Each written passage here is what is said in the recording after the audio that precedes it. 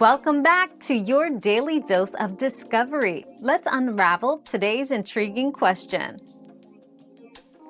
In the 1980s, cough medicines often contained active ingredients like dextromethorphan, DXM, and codeine. DXM, a non-narcotic cough suppressant, was widely used for its effectiveness in reducing cough reflexes. Codeine, a narcotic cough suppressant, was used for its ability to decrease the urge to cough, offering relief for more severe symptoms.